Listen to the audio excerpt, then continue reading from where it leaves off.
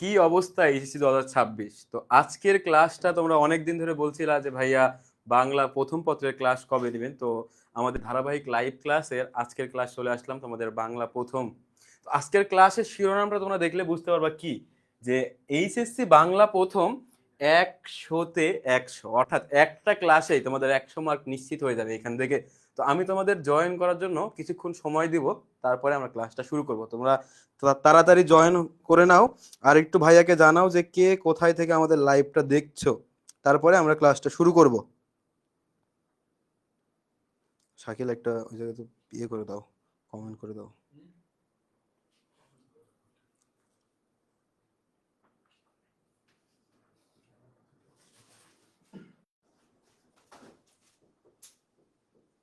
তাড়াতাড়ি একটু জয়েন করো আর ভাইয়াকে জানাও কে কোথা থেকে দেখছো।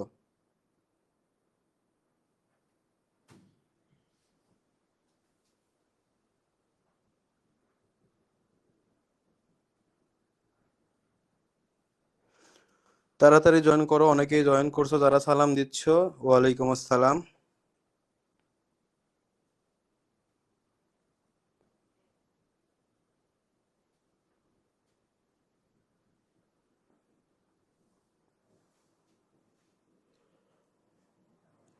দ্রুত জয়েন করো, কে কোথা থেকে দেখছো সবাই একটু জানাও।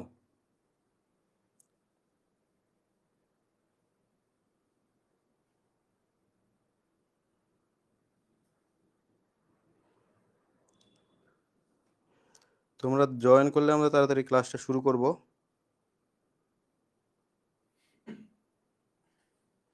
অনেকেই জয়েন করছে আমাদের মধ্যে। আজকে আমরা কি বাংলা প্রথম পত্রে তোমাদের যা কিছু আছে সবকিছু একটা ক্লাসের মধ্যে শেষ করবো ইনশাআল্লাহ। ওকে, দ্রুত একটু কমেন্ট করে জানাও ভাইয়াকে কে কোথায় থেকে দেখছো। যারা সালাম দিচ্ছ ওয়ালাইকুম আসসালাম। বগুড়া থেকে দেখছি ভাইয়া, রাজবাড়ী থেকে দেখছি, ঢাকা থেকে দেখছি। তো আমাদের টপার্স গাইডলাইন টিম কালকে আসছে তোমাদের ঢাকাতে। দ্রুত জয়েন করো, তাহলে আমাদের ক্লাসটা শুরু করবো। তো আজকের ক্লাসটা তোমাদের কি বলে রাখছি দেখতেই পাচ্ছ, 100-তে 100, অর্থাৎ একটা শো, অর্থাৎ মুভি দেখো না তোমরা, যে একটা মুভি দেখলে ধরো তোমাদের এই বিষয়ে ধারণা কমপ্লিট হয়ে যায়। তো আজকে আমাদের একটা শো হবে, সেই শোতে কি বাংলার 100 মার্ক তোমাদের নিশ্চিত হয়ে যাবে। অর্থাৎ এই ক্লাসটা তোমাদের সাজেশনমূলক ক্লাস হবে, এবং তোমাদের ক্লাসে যা কিছু খুঁটিনাটি আছে বাংলা প্রথম পত্র থেকে A to Z দেখানো হবে। তো দেরি না করে তাড়াতাড়ি তোমরা জয়েন করো। আর যারা যারা লাইভটা দেখছো, আজকের ক্লাসের পিডিএফ যে কতটুকু কাজে দেবে বা কতটুকু সাজেশন পাবা তোমরা এখান থেকে, তোমরা কল্পনা করতে পারছো না।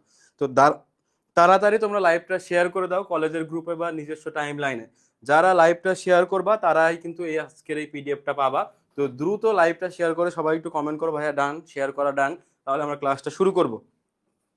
শুরু করছি। ওকে, রাজশাহী থেকে দেখছি, তোমরা তো আমাদের এলাকার একদিন অফিসে আইসো সবাই। ওকে, তো আমরা শুরু করব যে তোমাদের কোনটা কতটুকু গুরুত্বপূর্ণ, এইচএসসি 26 ব্যাচের জন্য কোনটা বেশি গুরুত্বপূর্ণ, অর্থাৎ কোন গল্পগুলো একটু বেশি জোর দিয়ে পড়বা বা কোনটাই কত পার্সেন্ট গুরুত্বপূর্ণ, এটাও কিন্তু তোমাদের জন্য লিখে রাখছি। তো শুরুতে আমরা দেরি না করে শুরু করি। পঞ্চগড় থেকে দেখছি। তো আমাদের গদ্যাংশ, এইচএসসি পরীক্ষা তো সন্নিকটে, সবার শুরুতে যে পরীক্ষাটা হয় সেই পরীক্ষা কি বাংলা প্রথম পত্র। তো বাংলা প্রথম পত্রতে গদ্যাংশর কোনগুলা পড়বা, শেষ মুহূর্তে আসে গদ্যাংশর কোনগুলা রিভাইজ করবা।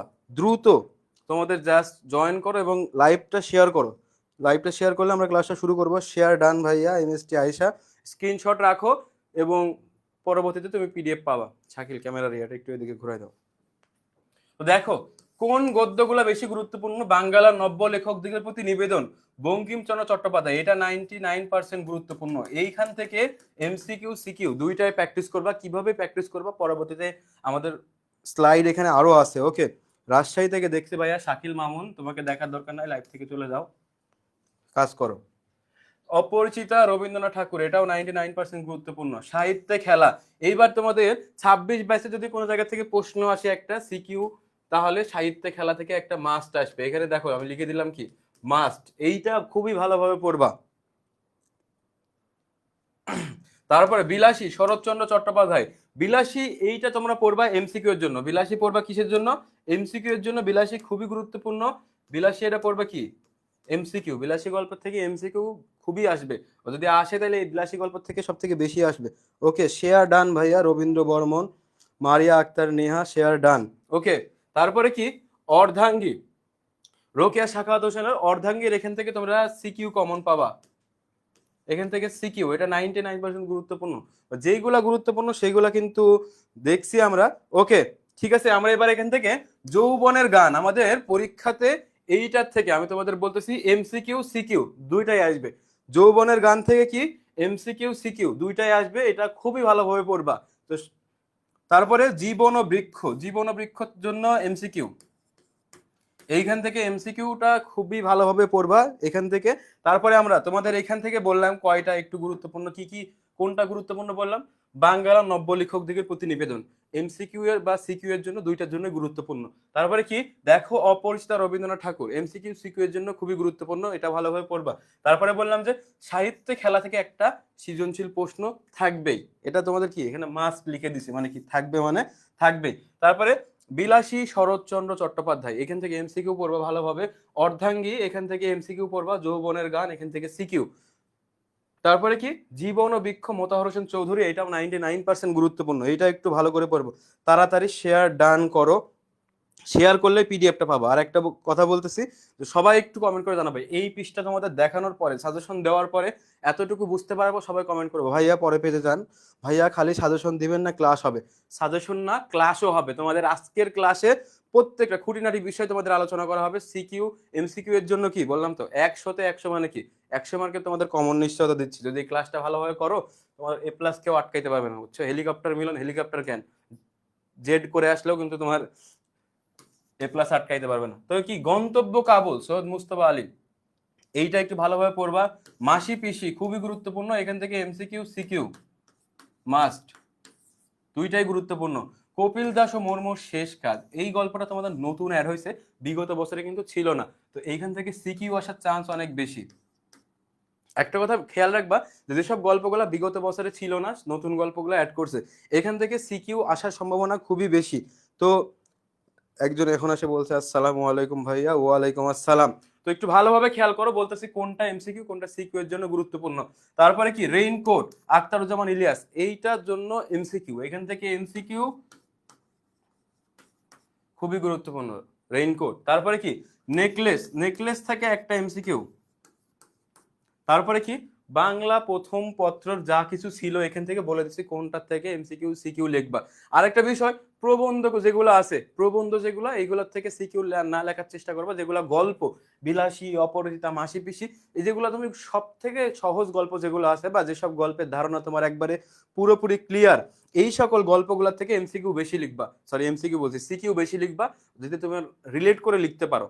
আর সিকিউ লেখার ক্ষেত্রে আমি তোমাদের জাস্ট একটা এখানে একটা উদাহরণ দিয়ে যাই, যে আমাদের পরীক্ষার সময় কত ঘন্টা? 3 ঘন্টা।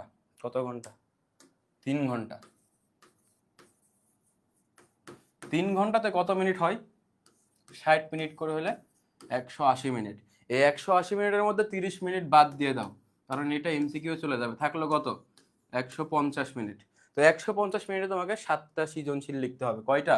7টা। এটাকে যদি ভাগ করো এটা দিয়ে, তাহলে কত?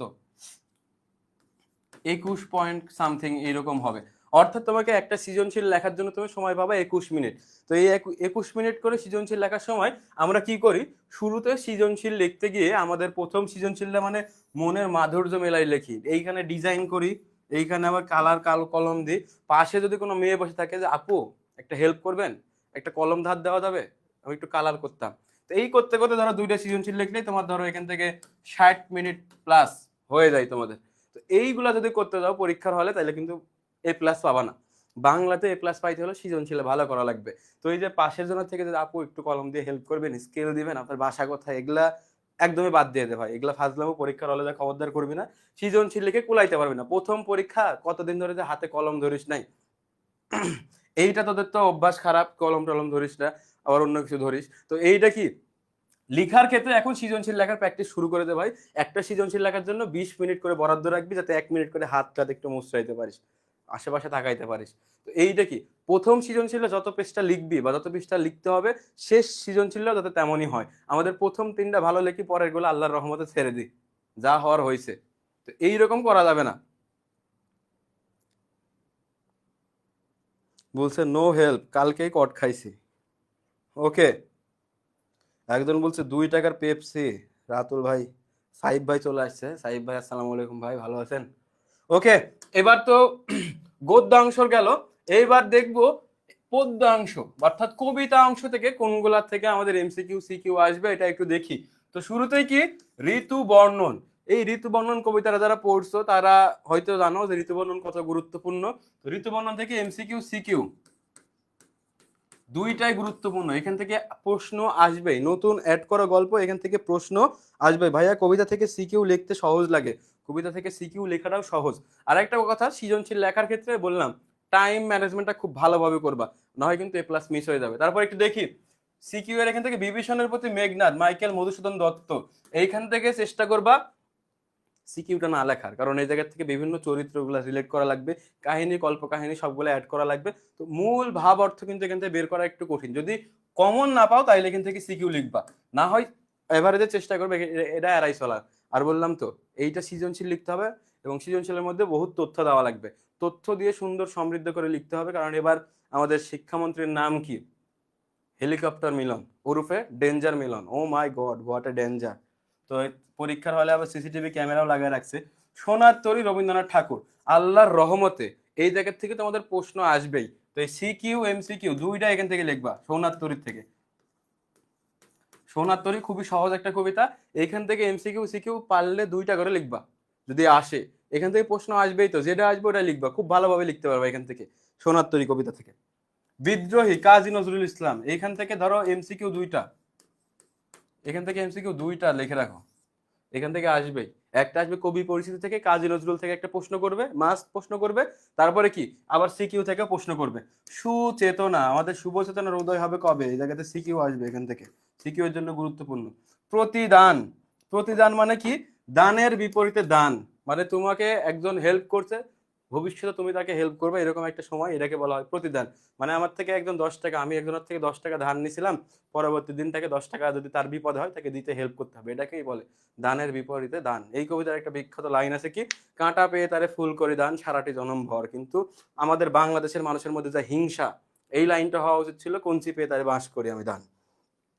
তো এই প্রতিদান কবিতার থেকে এমসিকিউ সিকিউ দুইটাই লিখবা, কারণ এটা একটা সহজ কবিতা। 3টা পয়েন্টে এখান থেকে সবকিছু লিখতে পারবা। সৃজনশীল লেখার জন্য কোন পয়েন্টগুলো থেকে লিখবা এটাও তোমাদের বলে দিচ্ছি। এমডি রঞ্জু মিয়া, আমার একটা সিকিউ লিখতে সময় লাগে 30 মিনিট। আলহামদুলিল্লাহ, এই বিষয়ে তুমি কখনো অহংকার করবে না। 30 মিনিট করে সময় লাগে, তাহলে তুমি 5টা লিখতে পারবা, আর বাকি 2টা হেলিকপ্টার মিলনের নামে থুয়ে দিও। টাইম ম্যানেজমেন্ট করো তাড়াতাড়ি। তাহারেই পরে মনে, এখন কি করা যাবে তাহারে মনে পড়লে? তাহারে মনে পড়ুক, কিন্তু পড়াশোনা কি চালাই যাইতে হবে। মনে পড়ে লাভ নাই, সুফিয়া কামাল। এই জায়গা থেকে এমসিকিউ সিকিউ দুইটাই লিখবা, এখান থেকে দুইটাই প্রশ্ন আসবে। পদ্মা, ফররুক আহমেদ, এটা গুরুত্বপূর্ণ। ফেব্রুয়ারি 1969, এখান থেকে এমসিকিউ মাস্ট, এমসিকিউ এখান থেকে মাস্ট। ফেব্রুয়ারি 1969 থেকে খুবই ভালোভাবে পড়বা কবিতার এই লাইনের পরের লাইন কি, এই লাইনের আগের লাইন কি, এটা কোন ছন্দে রচিত কবিতা, সবগুলা মনে রাখবা। ওকে, 20 মিনিটে শেষ করতে হবে, নাহলে 7টা লিখতে পারবে না। তো এটাই বললাম যে তোমাদের 20 মিনিট টাইম ম্যানেজমেন্ট করে লিখতে হবে। ওকে, 18 বছর বয়স সুকান্ত ভট্টাচার্য, এটা তোমাদের সবারই পার হয়ে গেছে, তো এটা নিয়ে চিন্তা করার দরকার নাই। এইচএসসি পরীক্ষা কয়েকদিন পরে, 18 বছর বয়স তোমার পার হয়ে গেছে, তুমি 18+। তো এখন পড়াশোনা শুরু করে দাও। আমি কিংবদন্তির কথা বলছি, যেখান থেকে তোমাদের এমসিকিউ সিকিউ দুইটাই আসবে, এবং এই জায়গা থেকে লিখবা। আমি কিংবদন্তির কথা বলছি, আবু জাফর ওবায়দুল্লাহ।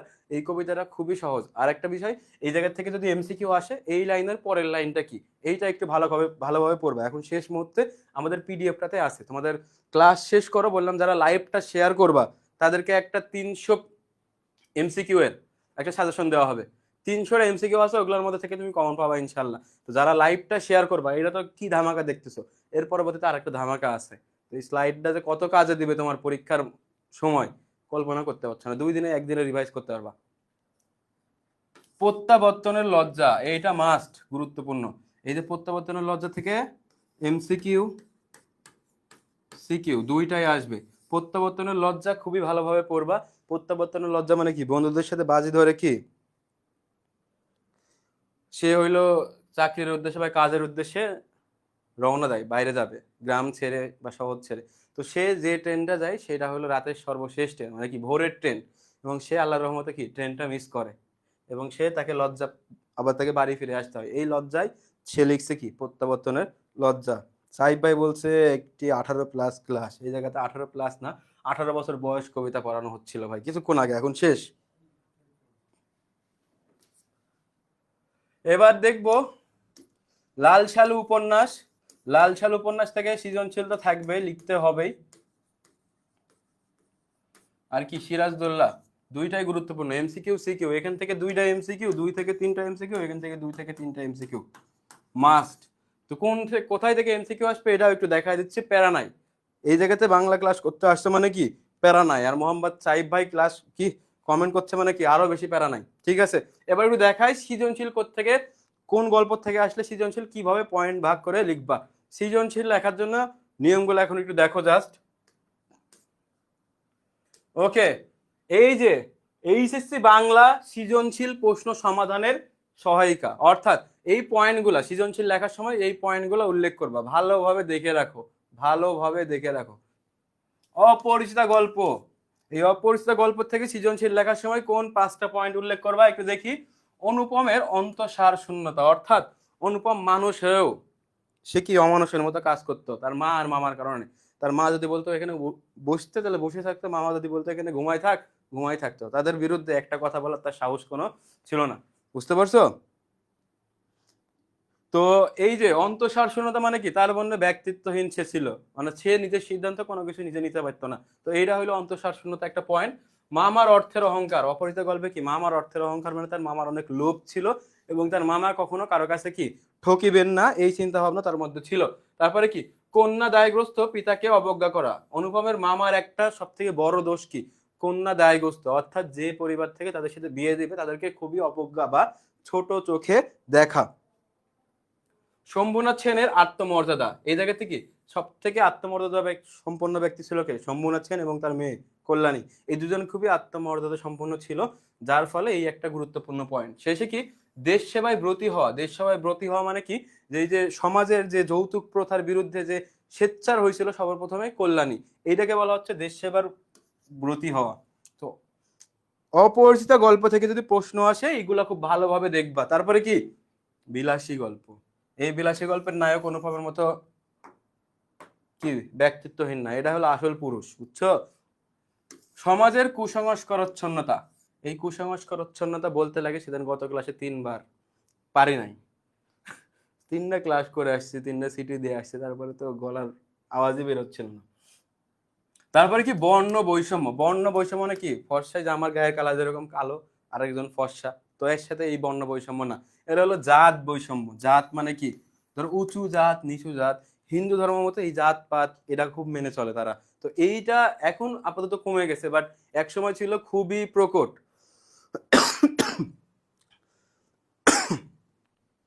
দিনাজপুর বোর্ডের কে কে আসো?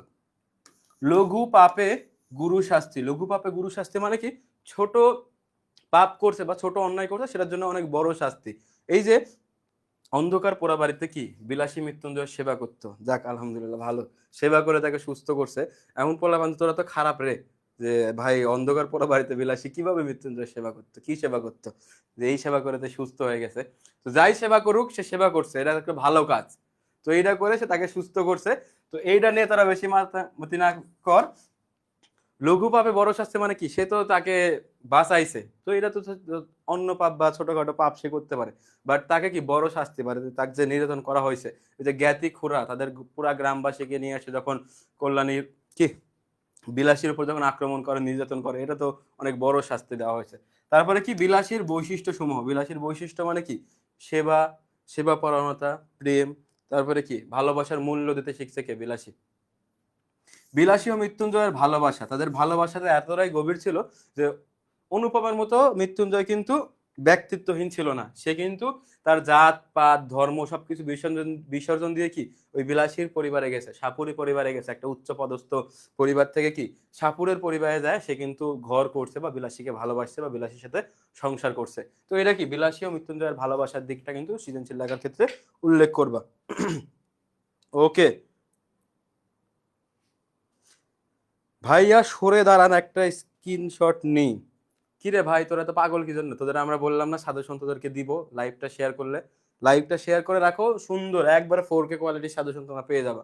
আবার সাথে সাথে লাইভটা শেয়ার করলে কি 300 এমসিকিউ দিব, 300 এমসিকিউ এর মধ্যে সবগুলো কমন আসবে ইনশাআল্লাহ, এটা পাবা। আর লাইভ যদি না শেয়ার করো তাইলে হেলিকপ্টার মিলনের অপেক্ষা করো।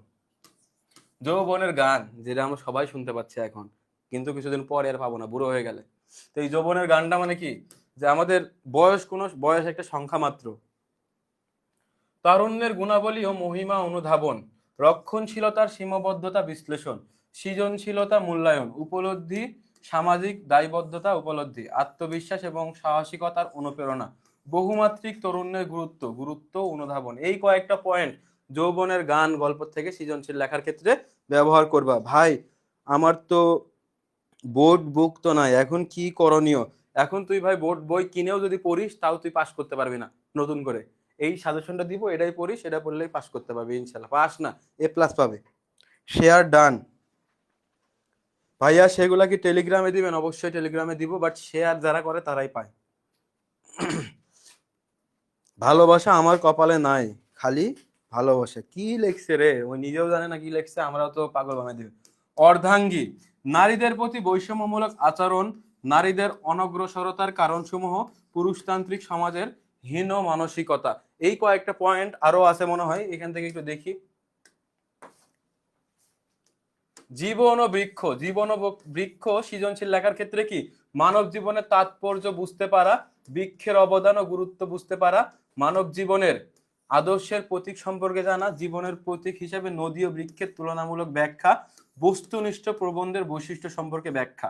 এই কয়েকটা পয়েন্ট তুমি কি জীবন ও বৃক্ষ গল্প থেকে সৃজনশীল লেখার ক্ষেত্রে ব্যবহার করবা।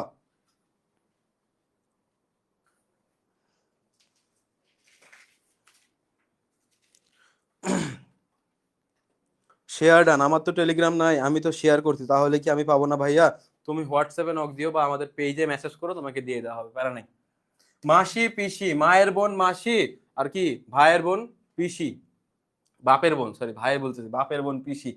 মাসি পিসি, সন্তান স্নেহে মাসি কি আল্লাদিকে লালন পালন করা, নারীর প্রতি অবমাননা করা, লড়াইয়ের মাধ্যমে বেঁচে থাকা, অন্যায়ের প্রতিবাদ, সাধারণ মানুষের অংশগ্রহণ। এই কয়টা হলো মাসি পিসি প্রবন্ধের গল্পের যে কয়টা সৃজনশীল লিখবা, এই পয়েন্ট গুলা দিবা, তাইলে সৃজনশীল আরো সমৃদ্ধ হবে, সুন্দর হবে।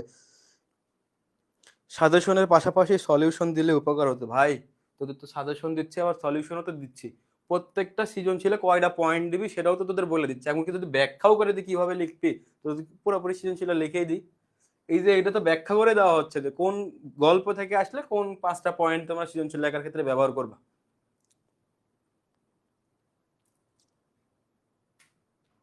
ভাইয়া মানিকগঞ্জ থেকে, মধ্য অঞ্চলের আমিও আছি ভাইয়া, পিডিএফটা দিয়ে। অবশ্যই পিডিএফ তোদের জন্যই তৈরি করা ভাইয়া। শেয়ার করলে পিডিএফটা পাবা, তাড়াতাড়ি শেয়ার করো, কলেজের গ্রুপে বা বিভিন্ন জায়গাতে যত পারো শেয়ার করো। রেইনকোট, মুক্তিযুদ্ধের সময় গণহত্যা, হানাদারদের বর্বরতা, ভীতু মন মানসিকতা কার ছিল? নুরুল হুদার ছিল। সাধারণ মানুষের মাঝে দেশপ্রেমের প্রতিচ্ছবি, রাজাকারদের আচরণ। এই কয়টা পয়েন্ট রেইনকোট গল্প থেকে উল্লেখ করবে। মুহিন এসিটা একটু কমাই দাও। সবাই একটু কমেন্ট করে জানাও তো বুঝতে পারছো নাকি, সেগুলা কি বুঝতে পারছো কিনা, দ্রুত কমেন্ট করে জানাও ভাইয়াকে। কে কে শেয়ার করছো দেখি।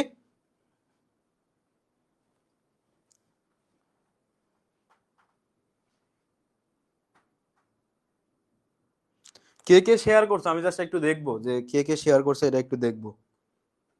অনেক তো সাজেশন দিচ্ছি, প্লাস তোমাদের জন্য এত কিছু করতেছি।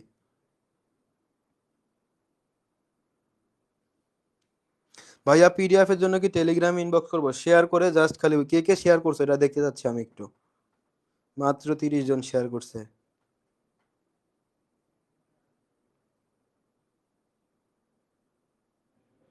কে রে ভাই, 1200 পোলাপানের মধ্যে 30 জন শেয়ার করছে খালি।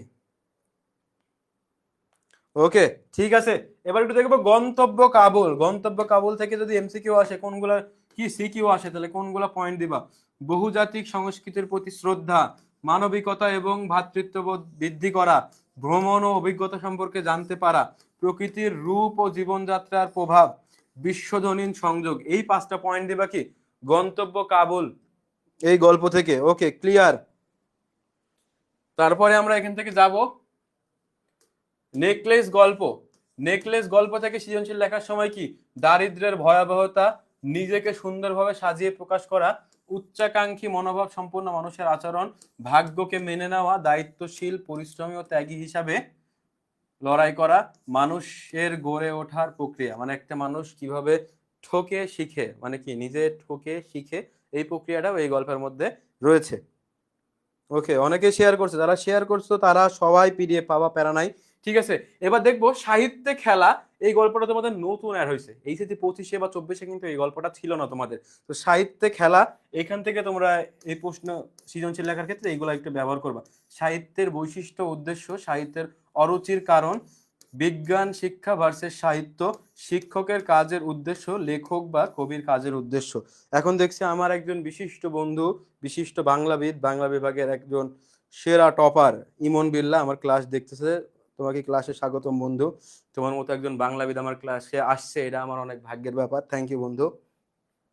ওকে, 11 নাম্বার, বাংলার নব্য লেখকদিগের প্রতি নিবেদন। এইটা হলো বঙ্কিমচন্দ্র চট্টোপাধ্যায়ের একটা বিশিষ্ট প্রবন্ধ, যেটা খুবই গুরুত্বপূর্ণ তোমাদের জন্য। আর এই প্রবন্ধটা তোমাদের জীবনেও অনেক বড় একটা প্রতিফলন ঘটাবে। তো এইটা থেকে সিকিউ বা সৃজনশীল লেখার ক্ষেত্রে কোনগুলা ব্যবহার করবো পয়েন্ট, এটা একটু দেখো। সাধারণ মানুষের মঙ্গল ও কল্যাণের জন্য সাহিত্য সাধনা, সার্থক সাহিত্য রচনা, ভাষা হওয়া উচিত প্রাণোজ্জ্বল, অর্থাৎ সোজা ভাষায় যে পাঠককে বোঝাইতে পারে সেই হলো শ্রেষ্ঠ লেখক। কবি সাহিত্যিক শিল্পীর মতো মত প্রকাশের স্বাধীনতা, সাহিত্যে সত্য সাধনা, অর্থাৎ যা কিছু সাহিত্যে রচনা করবো সবকিছু কি সত্য হওয়া উচিত।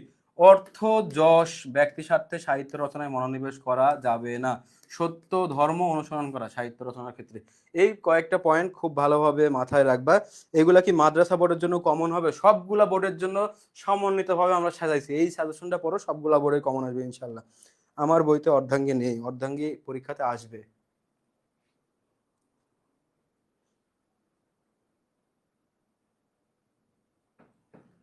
ওকে, এবার আমরা যাব কোথায়? এইচএসসি বাংলা সৃজনশীল প্রশ্ন সমাধান সহায়িকা পদ্যাংশ, অর্থাৎ কবিতা অংশ থেকে আমরা কিভাবে সিকিউ লিখবো বা কোন পয়েন্টগুলো উল্লেখ করব কোন কবিতার ক্ষেত্রে। খুব ভালোভাবে একটু দেখো। ভাইয়া আজকে এত সিরিয়াস কেন? ভাবির সাথে কি ঝগড়া হয়েছে নাকি? ভাবির সাথে ঝগড়া হবে কেন? সিরিয়াস তো তোদের জন্য ডেইলি থাকি। কিন্তু আগের ক্লাসে কি হয়েছে, আগের ক্লাসে 3টা সিটি দিছি একদিনে, আবার 3টা ক্লাস, মানে সকাল 9টার সময় গেছি, বিকেল 5টার সময় ক্যাম্পাস থেকে বাড়াইছি। এতগুলা প্যারা, সেমিস্টার ফাইনাল চলতে শুরু হবে। তো তো এটার জন্য সেই দিন আবার আগে আবার একটা ক্লাস ছিল অ্যাডমিশন ব্যাচে, তারপরে তোদের ক্লাস। আজকেও সেম, বাট আজকে কনফিডেন্স বাড়ছে তোদের জন্য।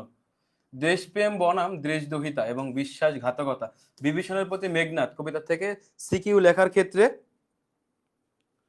সাহিত্যে খেলাটা মাদ্রাসা বোর্ডে নাই, সমস্যা নেই, স্কিপ করে পড়বা, সমস্যা নাই।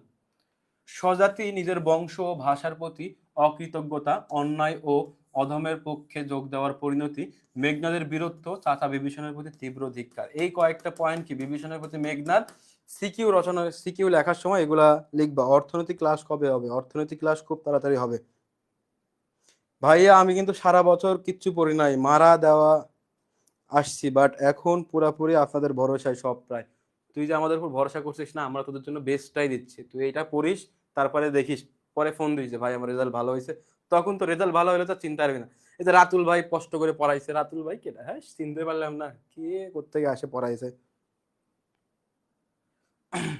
সোনার তরী, সোনার তরী এখান থেকে সিকিউ লেখার সময় কোনগুলা পয়েন্ট ভালোভাবে মাথায় রাখবে একটু দেখো। মহাকালের কাছে মানুষের সৃষ্টি অমর, কিন্তু ব্যক্তি মানুষ নম্বর মাত্র, কি সরি নশ্বর। জীবন সায়ান্নে এসে অর্জনের হিসাব নিকাশ ও একাকিত্ব, কর্মব্যস্ত স্বার্থপর পৃথিবীর বাস্তব রূপ, শূন্যতার হাহাকার এবং মহাকালের প্রতি অমোঘ নিয়ম। এই 5টা পয়েন্ট কি সোনার তরী কবিতা থেকে সিকিউ রচনার ক্ষেত্রে বা সিকিউ লেখার ক্ষেত্রে তোমরা এটা ব্যবহার করবা। রিপ্লাই মি, ভাইয়া কখন থেকে বলছি কত সালের কোশ্চেন দেখবো, কত কত সালের প্রশ্ন দেখবো। তোমাদের কোনো সাল দেখা লাগবে না, এখান থেকে যেগুলা পয়েন্ট দেখে দিচ্ছি এইটা একটু দেখো। ভাইয়া আর্টসদের জন্য সিভিক্স ফার্স্ট পেপার এবং সেকেন্ড পেপার ক্লাস করালে ভালো হতো। সমস্যা নেই, আমরা তো তোমাদের বিবেচনা করতেছি, যে কোনো একটা ক্লাস তোমরা ফ্রি পাবা বা 2টা ক্লাসও ফ্রি পাইতে পারো, সমস্যা নাই, দেখতেছি। বিদ্রোহী, অন্যায় অত্যাচার ও পরাধীনতার বিরুদ্ধে তীব্র প্রতিবাদ, শোষিত ও উৎপীড়িত মানুষের পাশে দাঁড়ানোর অঙ্গীকার, আত্মার জাগরণ এবং আত্মবিশ্বাসের জয়গান, ধ্বংসের মধ্য দিয়ে নতুন সমাজ গড়ার মানসিকতা। এই কয়েকটা পয়েন্ট বিদ্রোহী কবিতা থেকে সিকিউ রচনার ক্ষেত্রে তোমরা পালন করবে একটু। ওকে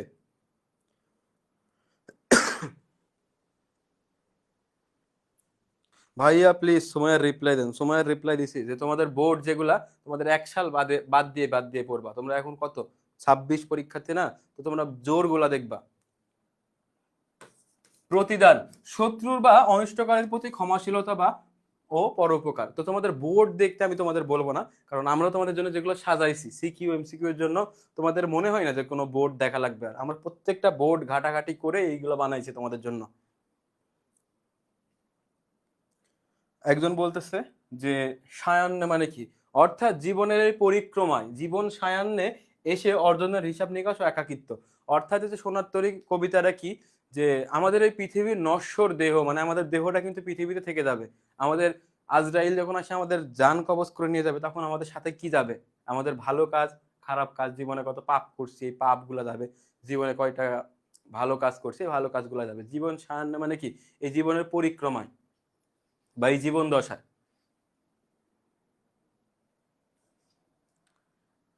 ভাইয়া আমার মেসেজের রিপ্লাই দেন না কেন? ক্লাসটা নেই তারপরে রিপ্লাই দিচ্ছি। প্রতিদান, শত্রু বা অনিষ্টকারীর প্রতি ক্ষমাশীলতা, পরোপকার, হিংসার বদলে ভালোবাসা দিয়ে বিশ্ব জয় করা।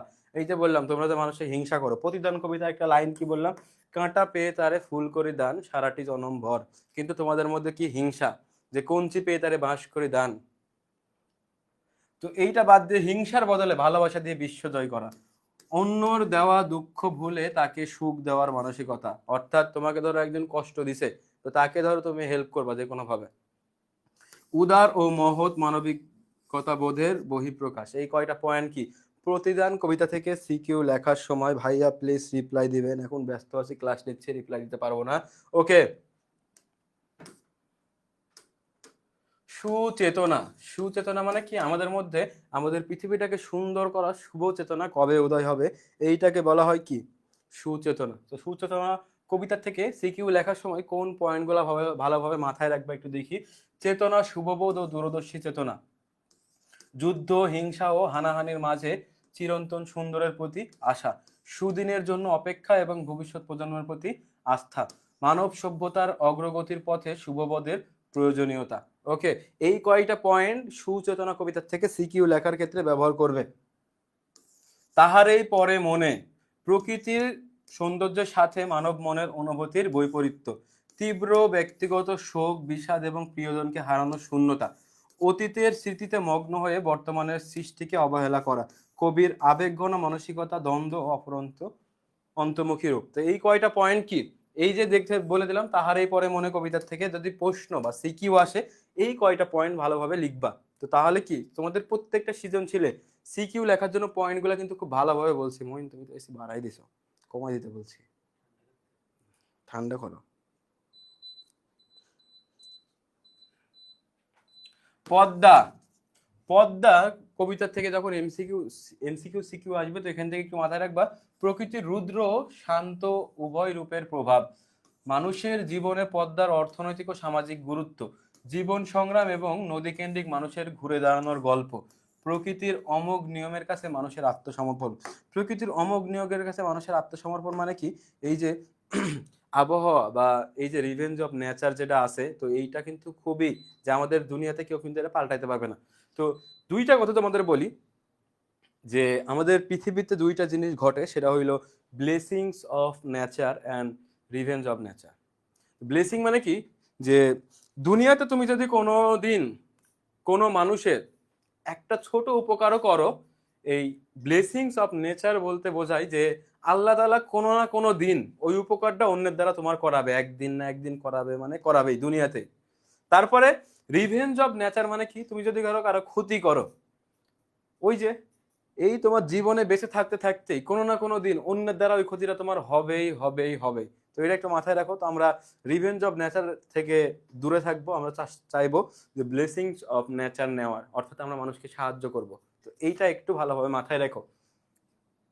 18 বছর বয়স, যেটা তোমাদের সবার পার হয়ে গেছে কিছুক্ষণ আগে বললাম, তো যৌবনের উদ্দীপনা, অদম্য সাহস ও ঝুঁকি নেওয়ার প্রবণতা, অন্যায়ের বিরুদ্ধে মাথা নত না করার দৃঢ় সংকল্প, এ বয়সের ভুল ত্রুটি, সংশয় ও মানসিক বিপর্যয়, জাতীয় জীবনে তরুণের ইতিবাচক নেতৃত্ব ও দায়িত্ববোধ। এই কয়টা পয়েন্ট 18 বছর বয়স কবিতা থেকে ভালোভাবে দেখবা। 1 মিনিট, আমি একটু পানি খাই নি।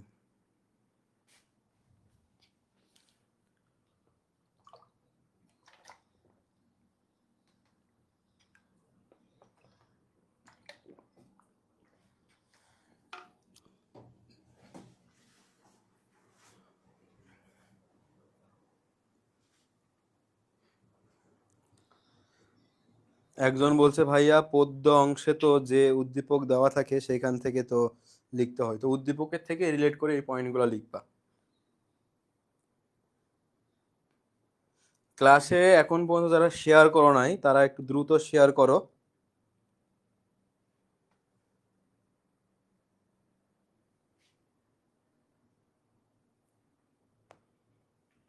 পিডিএফ কেন পাবা না? সবাই পিডিএফ পাবো, সমস্যা নেই।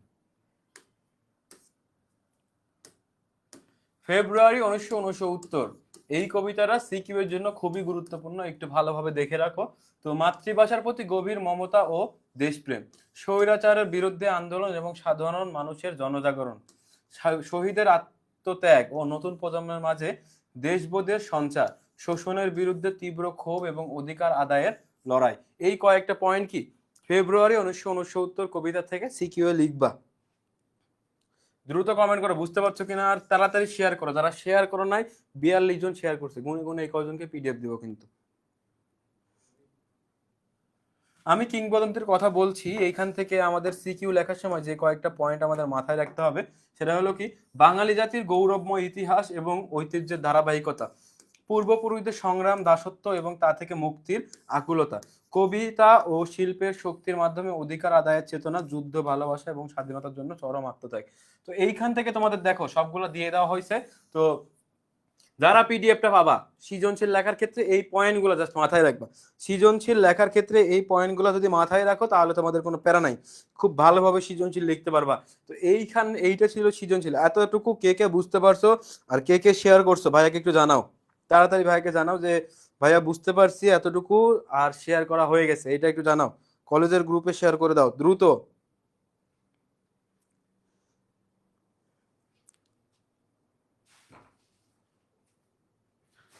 দ্রুত কলেজের গ্রুপে শেয়ার করে দাও, তাহলে পিডিএফটা পাবা। এরপরে দেখো তোমাদের জন্য কি নিয়ে আসছি। তোমাদের কবি পরিচিতি থেকে 5টা এমসিকিউ আসবে, মিনিমাম 4 থেকে 5টা এমসিকিউ আসবে কবি পরিচিতি থেকে। তো এই যে এইটা কি 5 মিনিটে কবি পরিচিতি মুখস্থ, এই স্লাইডটা দেখো, যত কবি পরিচিতি আছে যা কিছু আছে সবকিছু এখান থেকে তোমরা পেয়ে যাবা। তো এখন একটু সবাই দ্রুত কমেন্ট করো, মেনশন করো, তো তোমার বন্ধুদের মেনশন করে দাও যে ভাই বাংলা ক্লাস হচ্ছে, হিংসা করবে না মানুষের উপর কখনো।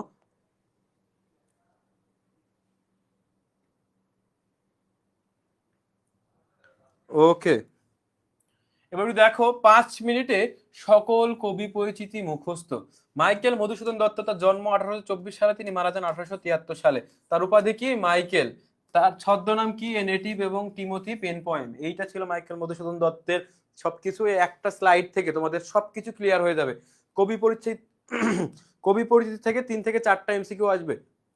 তো এইটার থেকে যদি পড়ো, এই একটা পেজ থেকে তোমাদের 2 থেকে 3টা এমসিকিউ কমন পাবে ইনশাআল্লাহ। দেখো, বঙ্কিমচন্দ্র চট্টোপাধ্যায়, 1838 সালে তার জন্ম, 1894 সালে তিনি মারা যান। তাকে বাংলার উপন্যাসের জনক এবং সাহিত্য সম্রাট বলা হয়। তার ছদ্মনাম হইল কমলাকান্ত। তার ছদ্মনাম কি? কমলাকান্ত। গিদা মোপাসা, নেকলেস গল্পের লেখক, তিনি 1850 সালে জন্মগ্রহণ করেন, 1893 সালে তিনি মারা যান। তাকে বলা হয় কি? আধুনিক ছোট গল্পের জনক বলা হয় কাকে? গিদা মোপাসাকে বলা হয়।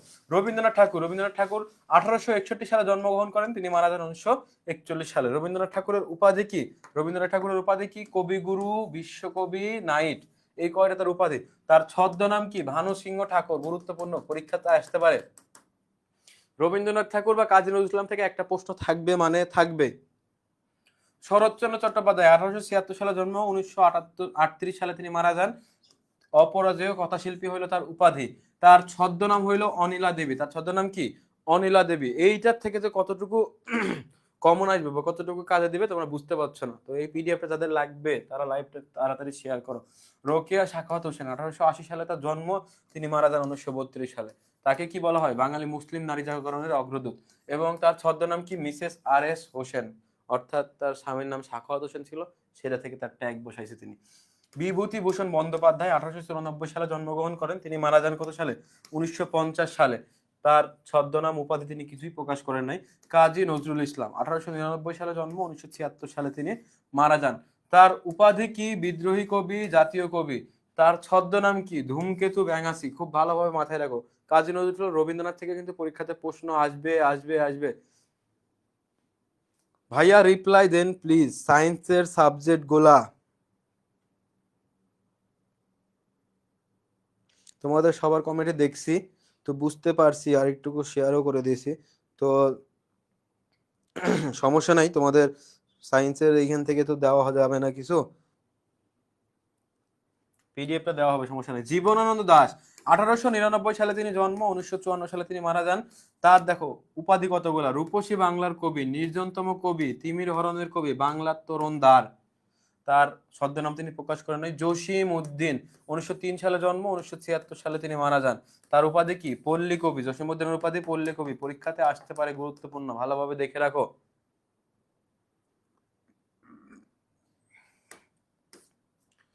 এবার দেখি আরো, এখানে শেষ নাই। আবুল ফজল, তিনি জন্মগ্রহণ করেন 1903 সালে, মারা যান 1983 সালে।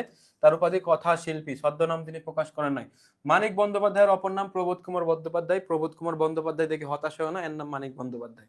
যা প্রবোধ কুমার তাই মানিক বন্দ্যোপাধ্যায়। আর 1908 সালে জন্ম, 1956 সালে তিনি মারা যান। এই যে মানিক বন্দ্যোপাধ্যায়, ডাক নাম হইল মানিক। পূর্ণেন্দু দস্তিদার, তিনি 1909 সালে জন্মগ্রহণ করেন, 1971 সালে মারা যান। জন্ম মৃত্যু এনাফ।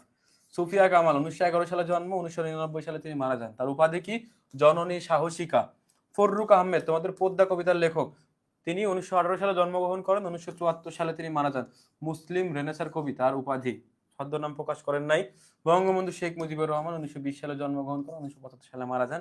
ওই যে তোমাদের 52 দিনগুলো। সুকান্ত ভট্টাচার্য, কিশোর কবি সুকান্ত ভট্টাচার্য, 1926 সালে জন্মগ্রহণ করেন, 1947 সালে মারা যান। তার উপাধি হলো কিশোর কবি। তিনি মাত্র 21 বছর বেঁচে ছিলেন, 21 বছর। আরো বিস্তারিত জানতে হলে 20 বছর 9 মাস।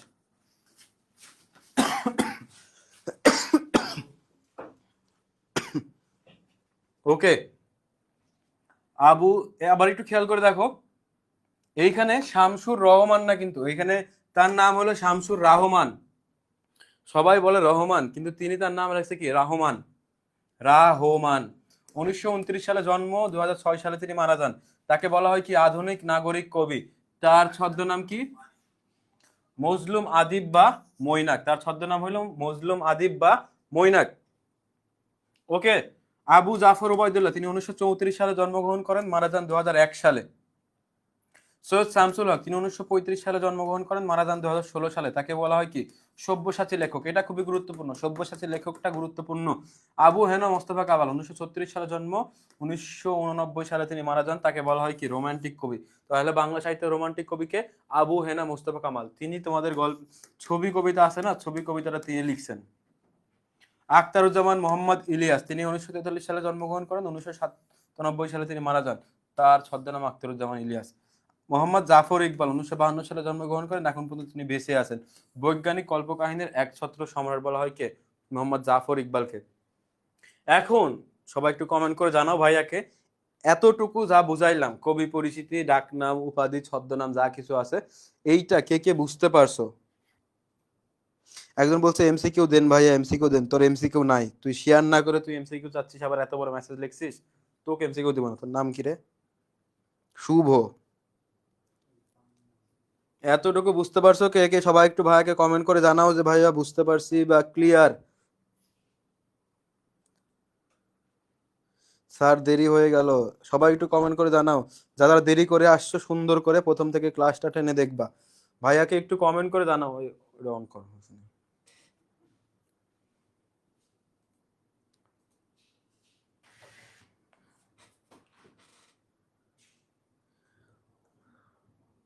দ্রুত কমেন্ট করো। ওকে। এমসিকিউ দিব রে, এমসিকিউ দিব, প্যারা নাই, শেয়ার করলে এমসিকিউ পাবে, সমস্যা নাই। এবার একটু দেখো গদ্য পদ্যর সারসংক্ষেপ। কোন গদ্য কোথায় প্রকাশ হয়েছে, কিভাবে প্রকাশ হয়েছে, তোমাদের অনেকগুলা বই, গোটা বই পড়া লাগবে, এতটুকু পড়ার জন্য গোটা বই পড়া লাগবে। কোনো প্যারা নাই, আমরা জাস্ট একটা স্লাইডের মধ্যে তোমাকে নিয়ে আসছি। কোন গল্প কোন কাব্যগ্রন্থ থেকে প্রকাশ হয়েছে, কোন পত্রিকা থেকে প্রকাশ হয়েছে, প্রথম প্রকাশ হয়েছে কত সালে, এইটা পড়তে তোমাদের প্রত্যেকটা কবি পরিচিতি ঘাটা লাগে, প্রত্যেকটা গল্পের ধরো মূল পাঠ এটা ঘাটা লাগে। তো আর কোনো কিছু প্যারা নাই, এখান থেকে তোমরা সবকিছু পাবে। দেখো বাংলা নব্য লেখকদের প্রতি নিবেদন 1875 সালে, 1885 খ্রিস্টাব্দে কোন পত্রিকা থেকে, প্রচার পত্রিকা থেকে প্রথমে পত্রিকায়, পরবর্তীতে বিবিধ প্রবন্ধ থেকে প্রকাশ হয়। অপরিচিত গল্প 1914 খ্রিস্টাব্দে, বাংলা 1321 বঙ্গাব্দে প্রথম প্রকাশ হয়। কোন পত্রিকা থেকে, সবুজ পত্র। কোন সংখ্যায়, কার্তিক সংখ্যায়। প্রথমে গল্প সপ্তকে, পরে গল্পগুচ্ছ তৃতীয় খণ্ড 1927 সালে। বিলাসী গল্প প্রথম প্রকাশ হয় 1918 সালে ভারতী পত্রিকায় বৈশাখ সংখ্যায়। বিহ এগুলো দেয় নাই, বিভূতিভূষণ বন্দ্যোপাধ্যায় আহ্বান আমার পথ। মানব কল্যাণ 1972 সালে প্রথম রচনা, তিনি কোন, এটা মানবতন্ত্র। আমার পথটা কি, রুদ্রমঙ্গল। মাসি পিসি 1352 বঙ্গাব্দ 1946 খ্রিস্টাব্দে পূর্বাশা পত্রিকায় চৈত্র সংখ্যায়, এপ্রিল এত সালে। পরিস্থিতি মানিক রচনাবলী পঞ্চম খণ্ড থেকে মাসি পিসি নেওয়া হয়েছে। রেইনকোট 1995 সালে। জাল স্বপ্ন, স্বপ্নের জাল কাব্যগ্রন্থ থেকে নেওয়া হয়েছে। মহাজাগতিক কিউরেটার, এটা কি, পূর্বে জলজ নামক গ্রন্থ, পরবর্তীতে সায়েন্স ফিকশন তৃতীয় খণ্ড। এবার দেখবো কবিতা। নেকলেস গল্পটা প্রথম প্রকাশ হয় কত সালে, 17 ফেব্রুয়ারি 1984। লা গোলোসিস বা ফরাসি পত্রিকা থেকে এরা প্রকাশ হয়। নেকলেস নামক গল্পগ্রন্থ থেকে প্রকাশ হয়েছে এটা। বিভীষণের প্রতি মেঘনাদ 1861 খ্রিস্টাব্দে প্রথম প্রকাশ হয়। মেঘনাদ বধ কাব্যের বধ নামক ষষ্ঠ সর্গ থেকে এটা প্রকাশ হয়। সোনাত্তরী কবিতাটা সোনাত্তরী কাব্যগ্রন্থ থেকে নেওয়া হয়েছে। বিদ্রোহী কবিতারা 1921 সালে প্রথম প্রকাশ হয়। কোন পত্রিকা, সাপ্তাহিক বিজলি পত্রিকা থেকে। কোন কাব্যগ্রন্থ থেকে, অগ্নিবীণা কাব্যগ্রন্থ থেকে 1922 সালে। প্রতিদান কবিতারা বালুচর কাব্যগ্রন্থ থেকে নেওয়া হয়েছে। সুচেতনা, এটা 1942 সালে প্রথম প্রকাশ হয় বনলতা সেন কাব্যগ্রন্থ থেকে। তাহারই পরে মনে 1935 খ্রিস্টাব্দে প্রথম প্রকাশ হয় মাসিক মোহাম্মদী পত্রিকা থেকে। এবং কোন কাব্যগ্রন্থ থেকে, সাজের মায়া কাব্যগ্রন্থ থেকে। পদ্মা 1960 সালে প্রথম প্রকাশ হয় কাফেলা কাব্যগ্রন্থ থেকে। 18 বছর বয়স 1948 সালে প্রথম প্রকাশ হয় ছাড়পত্র কাব্যগ্রন্থ থেকে। ফেব্রুয়ারি 1969 নিজ বাসভূমে কাব্যগ্রন্থ থেকে। আমি কিংবদন্তির কথা বলছি, এটা হলো আমি কিংবদন্তির কথা বলছি কাব্যগ্রন্থ থেকে প্রকাশ হয়েছে। নুরুল দিনের কথা মনে পড়ে যায়, এটা নুরুল দিনের সারা জীবন 1982। ছবি কবিতারা কি, কোন কাব্যগ্রন্থ থেকে নেওয়া হয়েছে, আপন যৌবন বৈরী। এই ছিল তোমাদের কোন কাব্যগ্রন্থ কোথা থেকে নেওয়া হয়েছে, কত সালে প্রথম প্রকাশ হয়েছে। এতটুকু কে কে বুঝতে পারছো, সবাই একটু কমেন্ট করে ভাইয়াকে জানাও।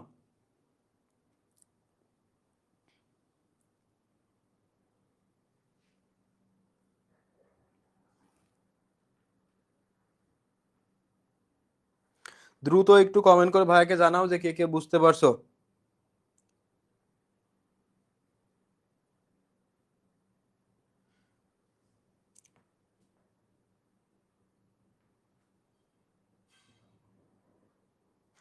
বুঝছি, সবাই ক্লাসে মরছে।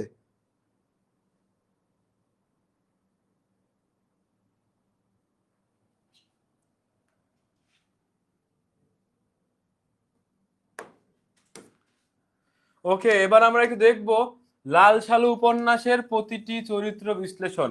এবার তোমাদের উপন্যাসের বেসিক ক্লিয়ার করে দেবো এখান থেকে, যে লাল সালু উপন্যাস যা কিছু আছে সবকিছু এখান থেকে বেসিক ক্লিয়ার হয়ে যাবে। এবার একটু দেখো লাল সালু উপন্যাসের কেন্দ্রীয় চরিত্র কে। মজিদ হলো কেন্দ্রীয় চরিত্র। সকল ঘটনার নিয়ন্ত্রক হইল কে, মজিদ। কুসংস্কার, শঠতা, অন্ধবিশ্বাসের প্রতীক কে, মজিদ। মোহাম্মদনগর গ্রামে নাটকীয়ভাবে প্রবেশ করে এবং সেখানে নিজের ক্ষমতা বিস্তার করতে শুরু করে। ক্রোধনরত মেয়ে হাসিনুর মাকে তার ভালো লাগে। তো এইটা হইলো মজিদ চরিত্রের বর্ণনা এখান থেকে। তারপর এটি দেখো রহিমা। মজিদের প্রথম স্ত্রী হইলো রহিমা। এই যে এইটা যদি দেখো উপন্যাসের চরিত্র বিশ্লেষণ, তাইলে উপন্যাস, নাটক সবকিছুর বেসিক তোমার ক্লিয়ার হয়ে যাবে। তো এইটা একটু ভালোভাবে দেখো। তারপর একটু দেখি রহিমা। শক্তিমত্তা তার বাইরের রূপ, কিন্তু প্রকৃতপক্ষে ঠান্ডা ভীতু প্রকৃতির মেয়ে। স্বল্পভাষী ও মজিদের একান্ত অনুগত, গ্রামের লোকেরা তারই অন্যতম সংস্করণ। মানে গ্রামের লোকেরাও রহিমার মতো মসজিদকে ভয় পেত এবং আনুগত্য করত। রহিমা এই গ্রামেরই মেয়ে। ছোটবেলা নাকে নোলক পরে হলদে শাড়ি পেঁচিয়ে ছুটাছুটি করতো, যা সবার মনে আছে। রহিমা 12 বছর মসজিদের সাথে সংসার করেছে। মসজিদের প্রতি তার রহিমার অনুগত্য ধ্রুবতারার মতো অনর, বিশ্বাস পর্বতের মতো অটল। সে মসজিদের ঘরের খুঁটি। এইটা দেখো, প্রত্যেকটা লাইন এমসিকিউ, এখানকার প্রত্যেকটা লাইন কিন্তু তোমাদের জন্য এমসিকিউ। ভালোভাবে পয়েন্ট আউট করো।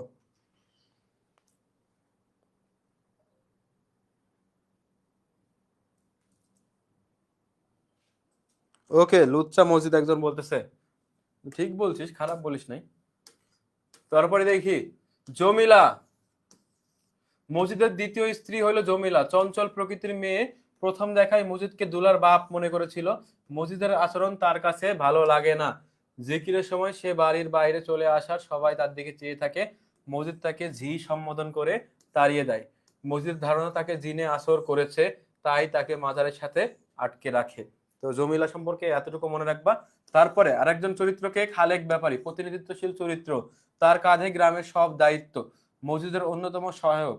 মসজিদ নির্মাণে 12 আনা খরচ সে দেয়। মসজিদ নির্মাণে কত আনা খরচ সে দেয়? 12 আনা খরচ সে দেয়। আমিনা, খালেক ব্যাপারীর রূপবতী প্রথম স্ত্রীর নাম হলো আমিনা। রহিমার মতো সেও নিঃসন্তান, তাই আওয়ালপুরের পীরের পানি পড়া খেতে চায়। কিন্তু মজিদ তা জানতে পারে এবং নিজের স্বার্থ চরিতার্থ রক্ষা করতে খালেক ব্যাপারীর স্ত্রীকে তালাক দিতে বাধ্য করে। যৌবনে থোতা মুখের তাল গাছ দেখে বুঝতো যে সে জামাইয়ের বাড়ি এসে পৌঁছেছে। এটা ছিল আমেনা চরিত্রর। এতটুকু মাথায় রাখো। তারপরে আমরা এখান থেকে দেখবো তানু। তানু কে? খালেক ব্যাপারের দ্বিতীয় স্ত্রীর নাম হলো তানু বিবি। প্রতি বছর আস্ত আস্ত আস্ত আস্ত সন্তান জন্ম দেয় বলে আমিনা বিবির সহ্য হয় না। এবার একটু দেখি পীর সাহেব। পীর সাহেবকে, আওয়ালপুরের সেই পীর সাহেবকে বলা হচ্ছে পীর সাহেব।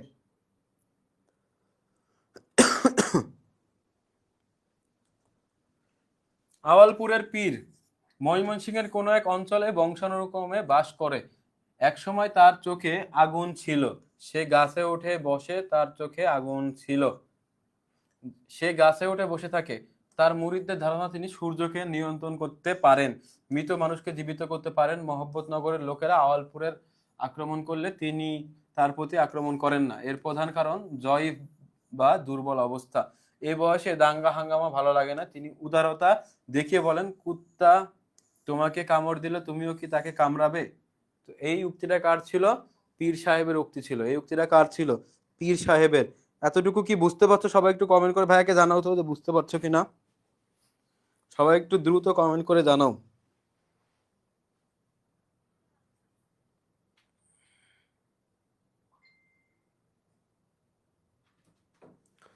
সবাই একটু কমেন্ট করে জানাও যে যেভাবে পড়াচ্ছি, চরিত্র বর্ণনা করছে, এগুলা কি তোমরা বুঝতে পারছো? সবাই দ্রুত একটু ভাইয়াকে কমেন্ট করে জানাও যে ভাইয়া বুঝতে পারছি কি না। ক্লিয়ার? তাড়াতাড়ি শেয়ার করো। শেয়ার কয়টা হয়েছে আমি একটু দেখি। মাত্র 44টা শেয়ার হয়েছে। ওকে, বুঝতে পারলে আমরা আবার শুরু করব।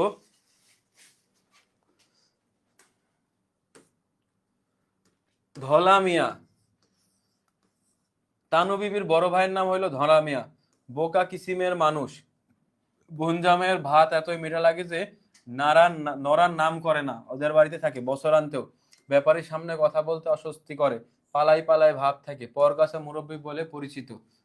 তাকে কি সে পরগাছা মুরব্বী বলে পরিচিত? খালেক ব্যাপারী তাকে আওয়ালপুর পীরের কাছে পানি পড়া আনার জন্য পাঠায়, কিন্তু সে মজিদের কাছে সব বলে দেয়।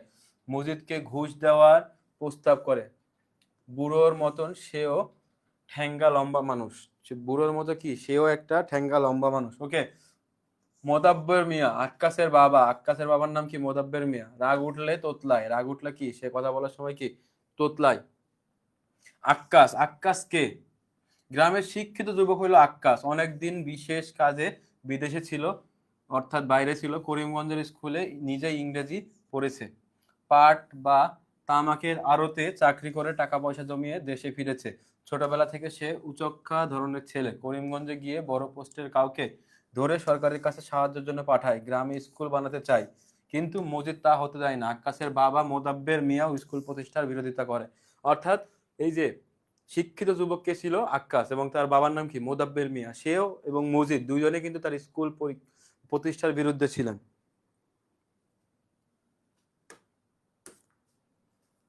এবার কি?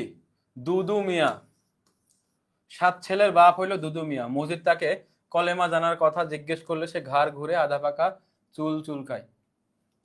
মুখে তার লজ্জার হাসি, চোখ পিটপিট করে, মাথায় যেন সিট। মজিদ তাকে ব্যাপারীর বক্তব্যে কালমা শেখার আদেশ দেয়, কারণ এ অকারণে খেতে না পাওয়ার কথা বলা তার অভ্যাস। অর্থাৎ কি, সে যে খেতে পায় না কারণে অকারণে সেই কথাটা বারবার বলে। দুদু মিয়ার ছেলে বাপের অবস্থা দেখে খিলখিল করে হাসে কে? তার ছেলেরা। বাপের মাথা নত করার ভঙ্গিটা তার কাছে গাধার ভঙ্গির মতো মনে হয়। নানি বুড়ি। আগামী বছর যখন তানবিবির কোলে নতুন এক আগন্তুক ট্যাটা করে উঠবে তখন তার ডাক পড়বে। সন্তান প্রসব দেওয়ার সময় যে সাহায্য করবে সে হলো নানু বুড়ি। ওকে, এতটুকু তো ক্লিয়ার। এবার একটু দেখি হাসিনুর মা তাহের কাদের রতনের বোন। হাসিনুর মাকে তাহের কাদের রতনের বোন। রহিমাকে ধান ভাঙার কাজে সহায়তা করে। তার স্বামী মারা গেছে। ধান ক্ষেতের তাজা রঙে তার মনে পুলক জাগে, আবার বিয়ে করার ইচ্ছে হয়। ঝড় এলেই হৈ হৈ করা অভ্যাস। রহিমা তার মোটা তাজা ছেলে হাসিনুকে পুষিয়ে রাখতে চায়। তাহের কাদের। হাসিনুর মার ভাই হলো তাহের কাদের। তাদের বুড়ো বাবা বুড়িমাকে ঠেলা কাঠ দিয়ে মারতে এলে তারা প্রতিরোধ করে। দাঁড় নেড়ে তারা মাছ শিকার করে। এদের বুদ্ধি বিবেচনা থাকলে ওরা স্বার্থের ঘোরে ঢাকা। এদের বুদ্ধি বিবেচনা যাই থাকুক, কিন্তু এরা কি?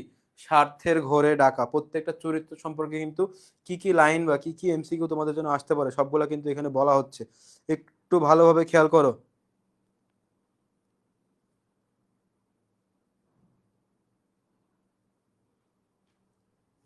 তানবিবিরটা বললেন না যে? তানবিবিরটা তো বলছি সবার আগে রে। লাল সালু মজার উপন্যাস। এবার একটু দেখি, প্রত্যেকটা চরিত্রের কথা বলা হয়েছে। রতন তাহের কাদেরের কনিষ্ঠ ভাই, বুড়ো তাহের কাদের রতনের হাসিনুর মা তার সন্তান। ঢেঙ্গি ঠেঙ্গা দীর্ঘ মানুষ।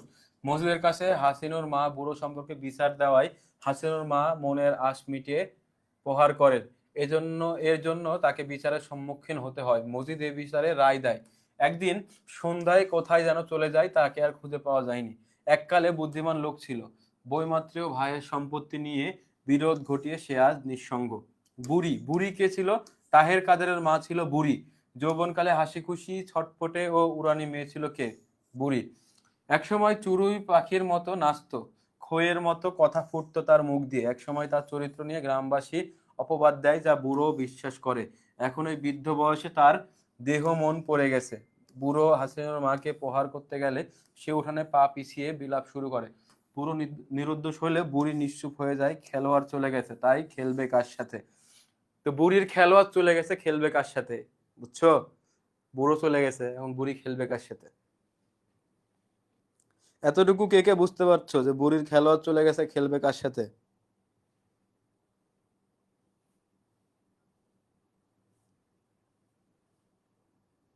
মুদাসসির শব্দটা বলা হয়েছে, মুদাসসির শব্দের অর্থ হলো নাম না জানা। মুদাসসির পীরের মাজার বলা হয়েছে অজানা এক মাজার, এরা নাম দিছে হলো মসজিদ। সবাই একটু কমেন্ট করে জানাও কে কে বুঝতে পারছো।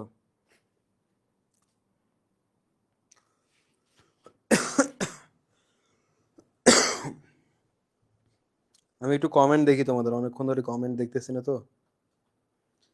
কি রে, আর্জেন্টিনার ব্রাজিল লাগাইছিস তোরা কমেন্টের মধ্যে?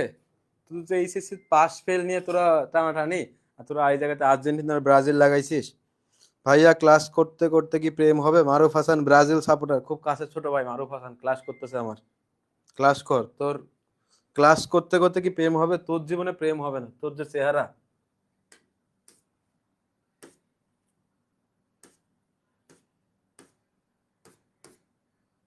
এবার একটু দেখি, যে চরিত্রগুলো তোমাদের এখান থেকে প্রশ্ন আসবে না তারপরেও একটু দেখে রাখতে পারো, তোমাদের স্লাইড দিয়ে দেওয়া হবে। এগুলো হলো আউটডেটেড চরিত্র এখানকার। সোনুর বাপ, খেতানের মা, খ্যাংটা বুড়ি, মোদাচ্ছের পীর। নাম না জানা পীরকে বলা হয় মোদাচ্ছের পীর, যাকে ঘিরেই মসজিদের যত ভণ্ডামি অভিনয় আধিপত্য। খ্যাংটা বুড়ি, মাথায় সনের মতো চুল, সাত খুলে তার কেউ নেই। তার ছেলে মৃত্যুর কারণে মাজারে এসে বিলোপ করে ও খোদার বিরুদ্ধে নালিশ করে। মজিদ তাকে বোঝাতে ব্যর্থ হয়। সে 5 পয়সা মজিদকে ছুঁড়ে মারে এবং সন্তানকে ফেরত পেতে চায়। খেতানির মাকে পক্ষঘাতে কষ্ট পাচ্ছে, রহিমা তার জন্য দোয়া করে। ছুনুর বাপকে মরণ রোগে যন্ত্রণা পাচ্ছে, রহিমা তার জন্য দোয়া করে। তো মোদাচ্ছের পীর মানে কি? নাম না জানা পীর। এই ছিল তোমাদের লাল সালু উপন্যাস থেকে যা কিছু প্রশ্ন আসার কথা এই জায়গাতে।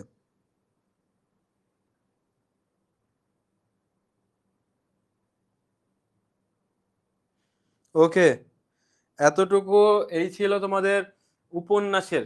এইখান থেকে এতটুকু পয়েন্ট যদি এখন শেষ সময় রিভাইজ করো, এখান থেকে এমসিকিউ সিকিউ সবগুলা হয়ে যাবে ইনশাল্লাহ। এখন আবারও বলতেছি, যারা ভাই তোরা লাইভটা শেয়ার দিবি না তাদেরকে কিন্তু পিডিএফ দেবো না। কলেজের গ্রুপে একটু তাড়াতাড়ি লাইভটা শেয়ার করে দে।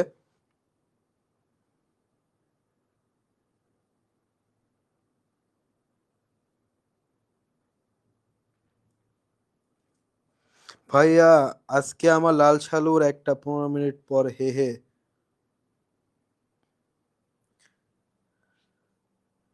এই আর্জেন্টিনা ব্রাজিল লাগাস না, আমি কিন্তু ব্রাজিল সাপোর্টার, হচ্ছিস তো যারা ব্রাজিল আছিস তাদের একটু দল শক্ত হোক।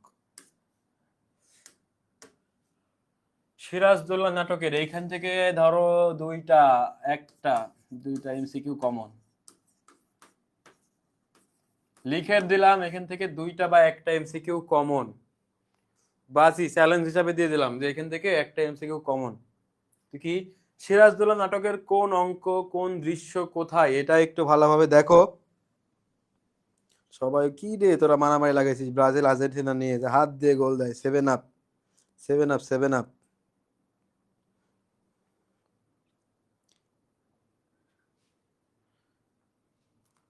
তো তোদের অমি ভাইয়া সামনে বসে আছে, বসে থেকে অমি হাসতেছে যে ভাই ব্রাজিল সাপোর্টার, আর্জেন্টিনা সাপোর্টার, এটা দেখে। ওকে, আমরা একটু দেখবো নাটকের অঙ্ক দৃশ্য। প্রথম অঙ্ক, প্রথম দৃশ্য, স্থান কোথায়? ফোর্ট উইলিয়াম আক্রমণ, কত তারিখ? 19 জুন 1756। গুরুত্বপূর্ণ গুরুত্বপূর্ণ গুরুত্বপূর্ণ, খুবই গুরুত্বপূর্ণ, এটা ভালোভাবে মাথায় রাখো। প্রথম অঙ্ক, দ্বিতীয় দৃশ্য, ভাগীরথী নদীতে ফোর্ট উইলিয়াম জাহাজে, 2রা জুলাই 1756। তারপরে পরবর্তী প্রথম অঙ্ক, তৃতীয় দৃশ্য কোথায়? ঘসেটি বেগমের বাড়ি, কত তারিখ? 10 অক্টোবর 1756। দ্বিতীয় অঙ্ক, প্রথম দৃশ্য, নবাবের দরবারে, কত তারিখ? 10 মার্চ 1757। দ্বিতীয় অঙ্ক, দ্বিতীয় দৃশ্য, মীর জাফরের আবাস মানে মীর জাফরের বাড়ি, কত তারিখ? 19 মে 1757। দ্বিতীয় অঙ্ক, তৃতীয় দৃশ্য, মিরনের আবাস বা মিরনের বাড়িতে, 9 জুন 1757। ভালোভাবে দেখে রাখো। তৃতীয় অঙ্ক, প্রথম দৃশ্য, লুৎফুন্নেসার কক্ষ, নবাবের বইয়ের, 10 থেকে 21 জুন 1757। তৃতীয় অঙ্ক, দ্বিতীয় দৃশ্য, পলাশীতে সিরাজের শিবিরে, 22 জুন 1757-তে। তৃতীয় অঙ্ক, তৃতীয় দৃশ্য, পলাশীর যুদ্ধক্ষেত্র, 23 জুন 1757। তৃতীয় অঙ্ক, চতুর্থ দৃশ্য, মুর্শিদাবাদের নবাবের দরবার, কত তারিখ? 25 জুন 1757। চতুর্থ অঙ্ক, প্রথম দৃশ্য, মীর জাফরের দরবার, কত তারিখ? 29 জুন 1757। চতুর্থ অঙ্ক, দ্বিতীয় দৃশ্য, জাফরগঞ্জের কয়েদখানা, কত তারিখ? 2রা জুলাই 1757। এই যে নাটকের দৃশ্যগুলো যেগুলো বললাম, এইখান থেকে কিন্তু বললাম যে 1 থেকে 2টা এমসিকিউ তোদের কমন। তো ভালোভাবে গুরুত্ব সহকারে, চাইলে ফাঁকা হয়ে গেলাম স্ক্রিনশট নিয়ে নে। যারা শেয়ার দিছিস তারা তো স্লাইড পাবে না, স্ক্রিনশটটাই নিয়ে নে। কালকে খেলায় ব্রাজিল জিতবে রে, তোরা দায় মারামারি করিস ব্রাজিল জিতবে। কি ছোট ভাই অমি, মন খারাপ করো না, ব্রাজিল তো জিতবে। ব্রাজিলের জন্মই জিতার জন্য আর ড্র করার জন্য, হারা ভাগ্যে লেখা নাই। চুপ শাকিল, ক্লাস করতেছে সালপাল। এখানে ব্রাজিলের সমর্থক বেশি আমার কমেন্ট লিস্টে, আর্জেন্টিনা নাই বললেই চলে।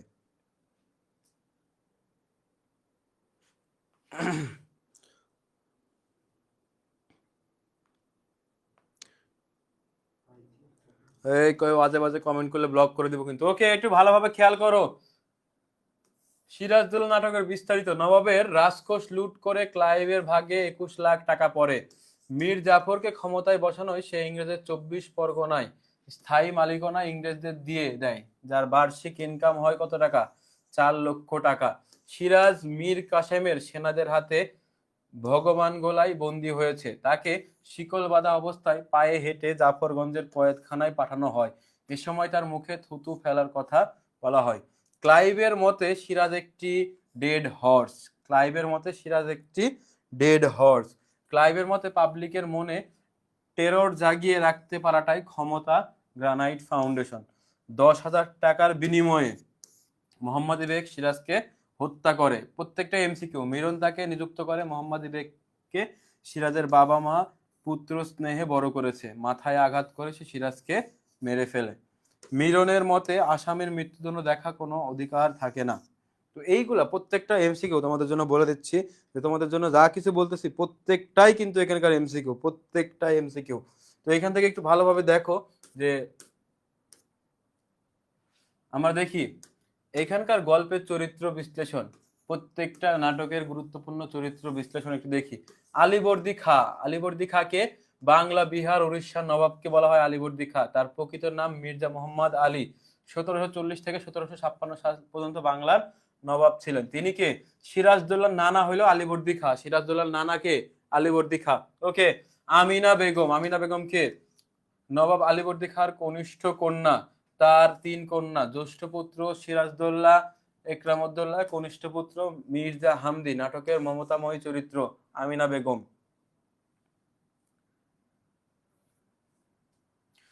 আমিনা বেগম কে? সিরাজদৌল্লার মা। রাইসুল জুহালা রাজারাম সিংহের ছোট ভাই নারায়ণ সিংহ। নারায়ণ সিংহের অপর নাম কি? রাইসুল জুহালা। সিরাজের প্রধান গুপ্তচর। ক্লাইভের নির্দেশে তাকে গুলি করা হয়। উর্মিচাঁদ চিঠি ক্লাইভের কাছে দিতে গেলে ক্লাইভ তাকে গুপ্তচর কিনা জানতে চায়। সে ভুলে শব্দটি ঘুঘুচ্চর শুনে এবং প্রতিবাদে ক্লাইভকে বলে ইউ শাট আপ। সাথে সাথে ক্লাইভ তার গর্দান নিতে চায়। সন্দেহ করাটা বুদ্ধিমানের কাজ, কিন্তু বেশি সন্দেহ বুদ্ধি গুলিয়ে যেতে পারে। এদেশে থেকে দেশকে ভালোবেসেছি, গুপ্তচরের কাজ করেছি প্রধান স্বাধীনতার খাতিরে। সে কি বেঈমানির চেয়ে খারাপ? তবু ভয় নেই, সিরাজদৌল্লা বেঁচে আছে। এই উক্তিগুলা কার? রাইসুল জোহরার উক্তি। এই উক্তিগুলা কার? নারায়ণ সিং। তার অপর নাম, ডাক নাম কি? রাইসুল জুহালা।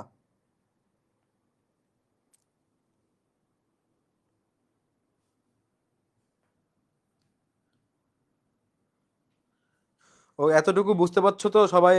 একটু কমেন্ট করে ভাইকে জানাও। ভালো স্টুডেন্ট অলওয়েজ ব্রাজিল সাপোর্ট করে। আরো ভালো বলছিস, কিন্তু ক্লাসটা মনোযোগ দিয়ে কর। একটা গ্রুপ খুলবো ক্লাস করার পর, কত ঝগড়া করতে পারিস। কিরে, তোর কি চিন্তা ভাবনা নাই? তোরা ভাই এত পাগলা কি জন্য ভাই? তোদের মাথাতে এত বুদ্ধি কম কি জন্য? একটা মানুষ কতটুকু গাধা হইলে এরকম মজা লাগে? তোর 2 দিন পর পরীক্ষা, তোর বিশ্বকাপ লিয়ে এত মাতামাতি কি জন্য? নেইমার যদি কাপ পায় তোকে ভাগ দিবে যে ভাই তুই 10 টাকা লিস আমার থেকে? মেসি যদি কাপ পায় তোকে ভাগ দিবে 10 টাকা? বাংলাদেশের মানুষের মানসিকতা আসলে ফকির। তোদের যে 2 দিন পর পরীক্ষা, তোদের এতটুকু লজ্জা বোধ নাই যে আমাকে পড়তে হবে ভাই, আমার A+ পাইতে হবে? আর বলতেছে ভাই গ্রুপ খুলে ঝগড়া করবে।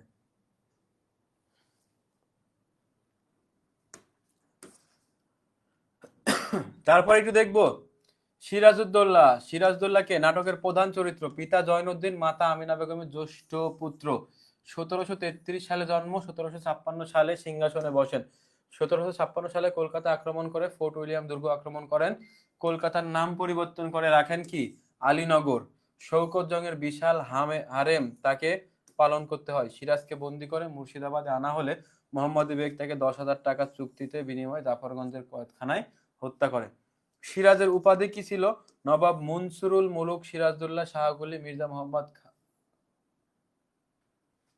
কত বড় নাম ভাই, এটা একটু দেখ। তোরা মনে করিস যে ইখতিয়ার উদ্দিন মোহাম্মদ বিন বখতিয়ার খলজি সব থেকে বড় নাম? নবাব সিরাজদৌল্লার নাম হয়তো তুই দেখিস নাই। নবাব সিরাজদৌল্লার নামটা একটু দেখ কত বড়।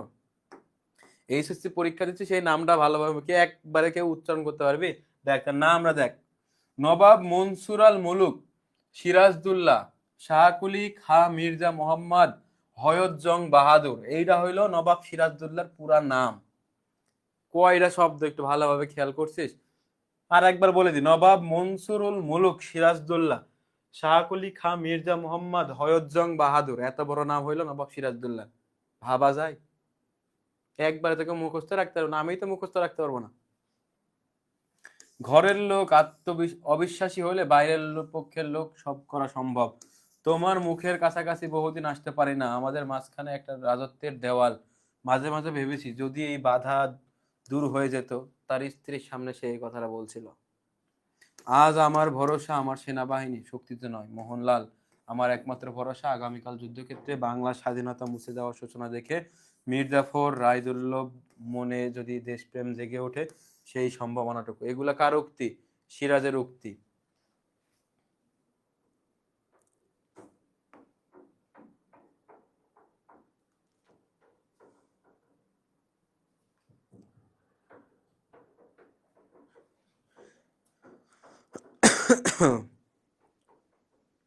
ভাই এক্সাম 27-এ দিস, বাট ওয়ার্ল্ড কাপ 4 বছর পর পাবে। এবারে দেখি মীর মর্দান, একজন কৌশলী যোদ্ধা ও দেশপ্রেমিক সেনাপতি, নবাবের সব থেকে বেশি বিশ্বাসযোগ্য ব্যক্তি ছিলেন তিনি। তাকে শ্রেষ্ঠ বাঙালি সৈনিক বলা হয়েছে। পলাশির প্রান্তরে গুলিবিদ্ধ হয়ে মারা যান। তার বিখ্যাত উক্তি, ইংরেজদের ঘায়েল করতে মোহনলাল সার্ফে আর আমার বাহিনী যথেষ্ট। আমার প্রাণ থাকিতে নবাবের কোনো ক্ষতি হবে না। নিপীড়িত ব্যক্তি, লবণ বিক্রি না করায় কুঠির লোকজন তার বাড়িঘর জ্বালিয়ে দেয়। তার গর্ভবতী স্ত্রীর ওপর ইংরেজরা শারীরিক নির্যাতন করে ও খুন করে ফেলে। এবার দেখবো ঘসেটি বেগম, নবাব আলীবর্দী খাঁর জ্যেষ্ঠ কন্যা, অর্থাৎ তার প্রকৃত নাম হলো মেহেরুন্নেসা। ঘসেটি বেগমের প্রকৃত নাম কি? মেহেরুন্নেসা। সিরাজকে ক্ষমতাচ্যুত করতে অগ্রণী ভূমিকা পালন করেন, তবে তিনি সিরাজের নজরবন্দি ছিলেন। ওয়ালি খান, এটা হলো সিরাজদৌল্লার ফুপু। 1756 সালে ক্যাপ্টেন ক্লেটনকে যুদ্ধ বন্ধ করার অনুরোধ করে। ইংরেজদের হয়ে যুদ্ধ করেছে কোম্পানির টাকার জন্য। তার বিখ্যাত উক্তি, বাঙালি কাপুরুষ নয়, ওয়ালি খানের উক্তি। ক্লেটন 1756 সালে কলকাতার দুর্গ আক্রমণের সময় বাঙালি সৈন্যদের সিরাজের বিরুদ্ধে তিনি অনুপ্রাণিত করেন। মিরন, মীর জাফরের পুত্র হইল কে? মিরন। মোহনলালের গুপ্তচর তার জীবন অতিষ্ঠ করে ফেলে। তার আদেশে সিরাজ ও তার ভাই মির্জা হামদিকে হত্যা করা হয়। সিরাজ মীর জাফরের মৃত্যু দণ্ডাদেশ দেখতে চাইলে মিরন উক্তি করে, আসামির আবার কিসের আসামির আবার সে অধিকার থাকে নাকি? আসামির আবার সে অধিকার থাকে নাকি? এই উক্তিটি কার? এই উক্তিটি মিরনের। আসামির আবার সেই অধিকার থাকে নাকি, এই উক্তিটি কার? এই উক্তিটি হলো মিরনের। ওকে, এবার আমরা একটু দেখবো রাজবল্লভ। বিক্রমপুরের বাঙালি বৌদ্ধ সম্প্রদায়ের লোক ছিল রাজবল্লভ। ঢাকার জাহাজি ফৌজ বিভাগের কেরানি এবং গভর্নরের পেশকার হয়। ঘসেটি বেগমের স্বামী নওয়াজিশ মোহাম্মদ গভর্নর থাকা অবস্থায়, ঘসেটি বেগমের স্বামীর নাম কি? নওয়াজিশ মোহাম্মদ। গভর্নর থাকা অবস্থায় রাজবল্লভ রাজা উপাধি পায়। হোসেন কুলি খাঁর পরে সে ঢাকার দেওয়ান হয় এবং ঢাকার শাসন কার্য পরিচালনা করা অবস্থায় নবাবের বিরুদ্ধে ষড়যন্ত্র করে। সিরাজ তাকে সন্দেহ করলে তুলসী পাতা ছুঁয়ে দেশের পক্ষে থাকার শপথ করে। তো তিনি কি কি পাতা? তুলসী পাতা ছুঁয়ে দেশের পক্ষে থাকার জন্য শপথ করেন।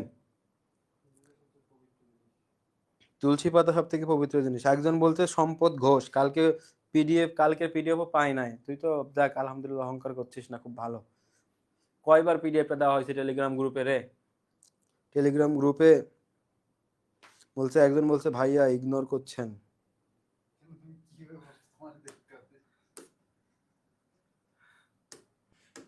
জগৎ শেঠ, তার আসল নাম ফাতেহে চাঁদ। সে ছিল মানিক চাঁদের ভ্রাতুষ্পুত্র। জগৎ শেঠ কোনো নাম নয়, বরং উপাধি মাত্র, যা 1744 সালে তাকে দেওয়া হয়। তৎকালীন বিখ্যাত ধনী ব্যক্তিত্ব। যুদ্ধের পুরো খরচ বহন করে, ষড়যন্ত্রের পূর্বে নিজের স্বার্থ সম্পর্কে নিশ্চয়তা চান। অর্থাৎ আমি তোমার যুদ্ধ করার সময় অস্ত্র মস্ত্র যা লাগে খরচ দেবো, কিন্তু যুদ্ধ শেষে যা লুট করবো আমার 80%, তোমার 20%। আমল কর্তৃত্ব থাকবে ঘসেটি বেগমের, আর দেশ শাসন করবে রাজবল্লভ। হলোওয়েল, প্রকৃত নাম জন জেনিফিয়া, উপাধি কি? সার্জন। কোম্পানির ঘুষখোর ডাক্তার কে? হলোওয়েল। তিনি ক্লেটনকে নবাবের কাছে আত্মসমর্পণের পরামর্শ দেন। দুর্গ নিশান সাদা পতাকা উড়াও। হলোওয়েল খুবই গুরুত্বপূর্ণ চরিত্র, এখান থেকে প্রশ্ন আসবে। মোহাম্মদী বেগ, সিরাজের হত্যাকারী। সিরাজের হত্যাকারী কে? মোহাম্মদী বেগ। 10,000 টাকার লোভে মিলনের প্ররোচনায় সে নবাবকে খুন করে। নবাব তার কাছে 2 রাকাত নামাজ পড়ার সময় চাইলেন, কিন্তু সে লাঠির আঘাতে নবাবকে ফেলে দিয়ে ছুরির আঘাতে হত্যা করেন। অথচ নবাবের পিতা তাকে আপন সন্তানের মতো লালন করেন এবং নবাবের মাতা হৈ হৈ করে তার বিয়ে দেন। নাটকের সবচেয়ে জঘন্য চরিত্রকে? নাটকের সব থেকে জঘন্য চরিত্র হলো মোহাম্মদী বেগ। এই নাটকের সব থেকে জঘন্য চরিত্রকে? মোহাম্মদী বেগ।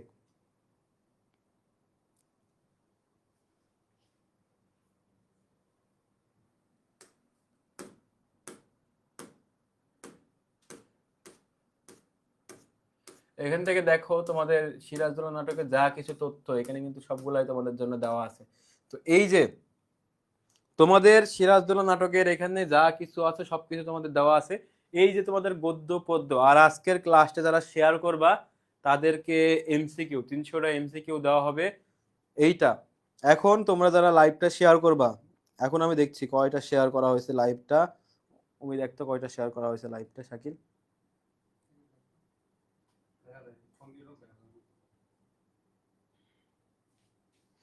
ওকে, 1 মিনিট, আমি দেখতেছি লাইভটা কয়টা শেয়ার হয়েছে। লাইভটা যারা শেয়ার করবা তারাই পিডিএফ পাবা। আচ্ছা ভাইয়া, ক্লাসটা আজকের ক্লাস এখানেই শেষ, বাট তোমাদেরকে পিডিএফ দেওয়া হবে যারা ক্লাসটা 45টা শেয়ার হয়েছে, অর্থাৎ 45 জন পিডিএফ পাবে। পুরো নাটকের সামারি এখানে দেওয়া আছে, দেখো দেখো তোমাদের ওই 45টাকে ধরাধরি পিডিএফ দেওয়া হবে, বাদ বাকিগুলোকে দেওয়া হবে না। যারা হ্যাঁ 45 জন যারা বলতেছো না, যারা শেয়ার করছো তারা সবাই আমাদের টেলিগ্রাম গ্রুপে স্ক্রিনশট গুলো দাও, তোমাদেরকে দেওয়া হবে। আর 300টা এমসিকিউ দেবো এখান থেকে, 300 এমসিকিউ।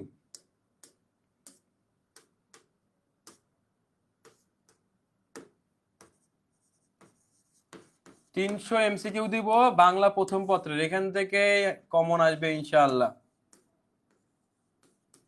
তো এইটা যারা চাও তারা একটু শেয়ার করে দাও তাড়াতাড়ি। এই যে 300 এমসিকিউ যারা চাও শেয়ার করছি, 12টা শেয়ার দিয়েছি আমি, যারা যারা শেয়ার দিছো তাদেরকে দিয়ে দেওয়া হবে, সমস্যা নাই। ভাইয়া পিডিএফটা দেন, যারা বললাম তো যারা ক্লাস শেয়ার করছে তারাই শুধুমাত্র পিডিএফ পাবে। তো দ্রুত একটু শেয়ার করো, তাইলে তোমরা পিডিএফটা পাবা। আমি তোমাদের বলতেছি যারা শেয়ার করো নাই তারা কিন্তু পিডিএফ পাবা না। তো তাড়াতাড়ি শেয়ার করো, শেয়ার করলে পিডিএফ পাবা, শেয়ার করলে পিডিএফ। আমি এখন কমেন্ট দেখি তোমাদের। ফার্স্ট পেপার, ভাইয়া আমি অ্যাড নাই, আমায় একটু অ্যাড করে দেন। তুমি টেলিগ্রাম গ্রুপে দেখো, টেলিগ্রাম গ্রুপে দেখলেই তুমি এখান থেকে পাবা, সমস্যা নাই।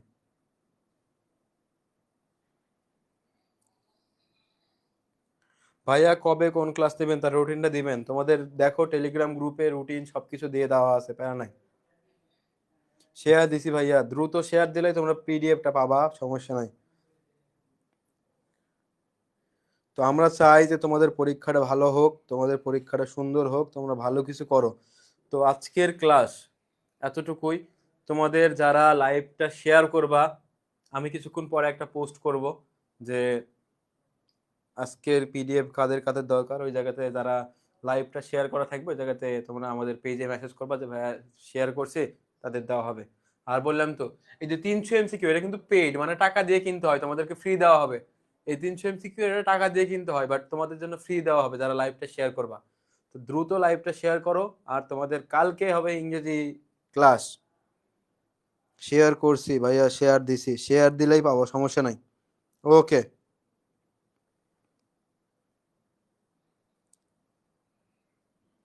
ভাইয়া, কুয়াকাটা আসেন ঘুরতে। কুয়াকাটা যাবো না, পরে যাবো রে, এখন কালকে আমরা ঢাকায় যাব। ঢাকায় কালকে না, আজকে রাত্রেই যাব ঢাকাতে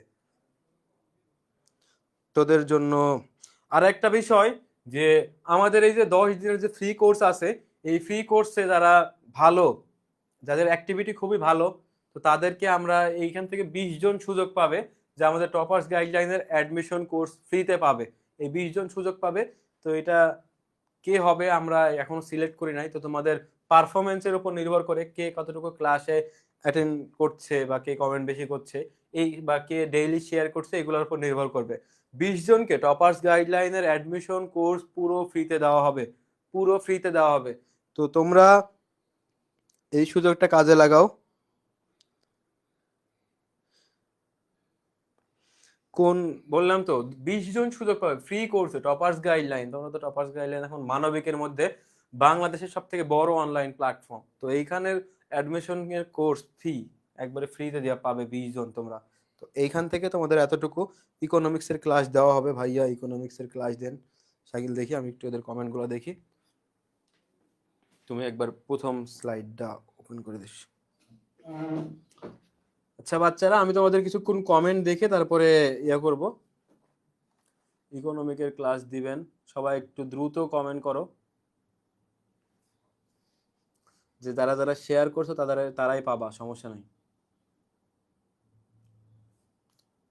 ইবে এর প্রতিটি ক্লাস শেয়ার করেছি, যারা শেয়ার করছো তারাই পাবা, সমস্যা নাই। প্রত্যেককেই পিডিএফ দেওয়া হবে, সমস্যা নাই। তো সবাই ভালো থাকো, সুস্থ থাকো, দেখা হবে পরবর্তী আরো একটা ক্লাসে, ম্যারাথন ক্লাসে। তোমাদের সাথে আর একদিন দেখা হবে ম্যারাথন ক্লাসে।